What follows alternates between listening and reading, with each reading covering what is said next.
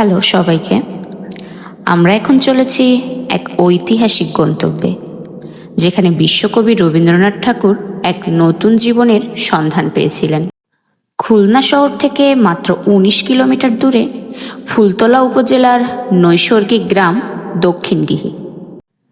এখানেই রয়েছে কবিগুরু রবীন্দ্রনাথ ঠাকুরের শ্বশুরবাড়ি, যা এখন দক্ষিণডিহি রবীন্দ্র কমপ্লেক্স নামে পরিচিত। খুলনা থেকে এখানে আসা খুবই সহজ। আপনি খুলনা থেকে বাসে করে যশোর খুলনা মহাসড়ক ধরে ফুলতলা উপজেলায় আসতে পারেন, অথবা চাইলে শিববাড়ি থেকে সিএনজি বা অটোরিকশায় করে ফুলতলা আসতে পারেন। ফুলতলা থেকে অটো বা ভ্যানে করে ২-৩ কিলোমিটার গেলেই পৌঁছে যাবেন দক্ষিণডিহি গ্রামে। সবুজ আর শান্ত এই গ্রামেই দাঁড়িয়ে আছে সেই স্মৃতিধন্য দোতলা ভবনটি।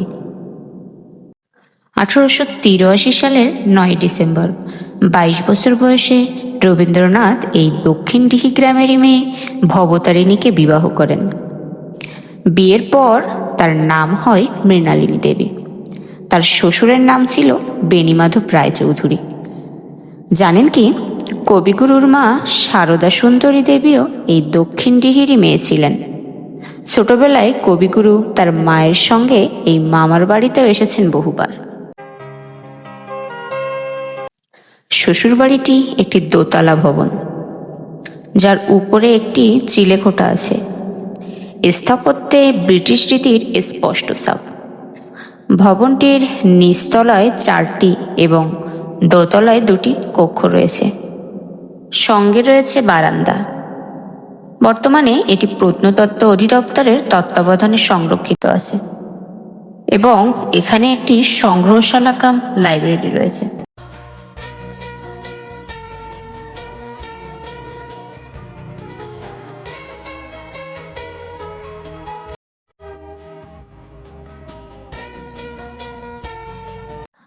উনিশশো ৯৫ সালে এই বাড়িটি অবৈধ দখলমুক্ত করা হয় এবং ১৯৯৯ সালে এটি সংরক্ষিত পুরাকীর্তির স্বীকৃতি পায়।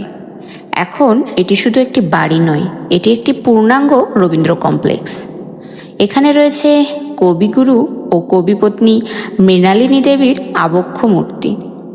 প্রতি বছর ২৫শে বৈশাখ এবং ২২শে শ্রাবণ এখানে নানা অনুষ্ঠান, আলোচনা সভা এবং লোকমেলার আয়োজন করা হয়।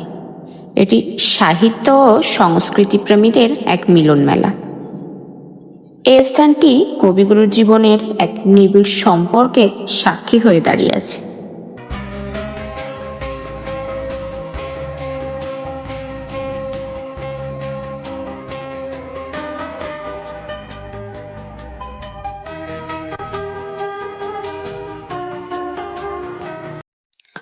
দোতলা বাড়িটির আশেপাশে রয়েছে বিশাল একটি সবুজ প্রাঙ্গণ, আর সেখানে দাঁড়িয়ে আছে একটা দারুণ জিনিস, আমাদের ছোটবেলার স্বপ্নের সেই ট্রি হাউস। এই বিশাল সবুজের মাঝে এই ট্রি হাউসটি যেন আনন্দের নতুন ঠিকানা। মনে হচ্ছে যেন আবার ছোটবেলায় ফিরে যাই। চলুন এই গাছের বাড়ির অ্যাডভেঞ্চারটা একটু করে আসা যাক।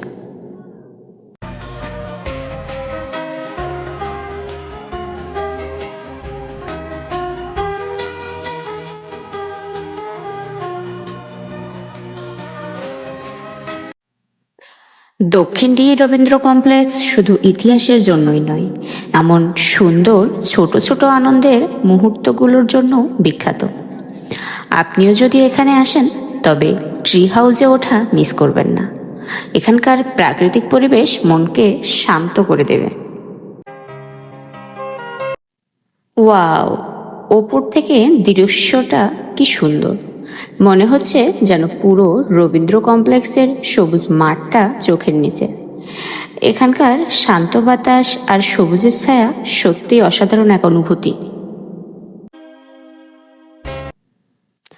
আপনারা যারা রবীন্দ্রনাথের স্মৃতিধন্য স্থান ঘুরে দেখতে ভালোবাসেন, তাদের জন্য খুলনার দক্ষিণডিহি এক অনন্য গন্তব্য।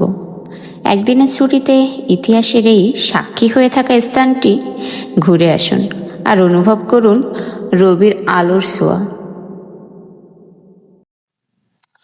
কেমন লাগলো আমাদের এই ঐতিহাসিক ভ্রমণ? কমেন্ট করে জানান। এমন আরও কন্টেন্ট পেতে লাইক ও ফলো করুন। দেখা হবে পরের ভিডিওতে। সবাই ভালো থাকবেন। আজকের মতো টাটা সবাইকে।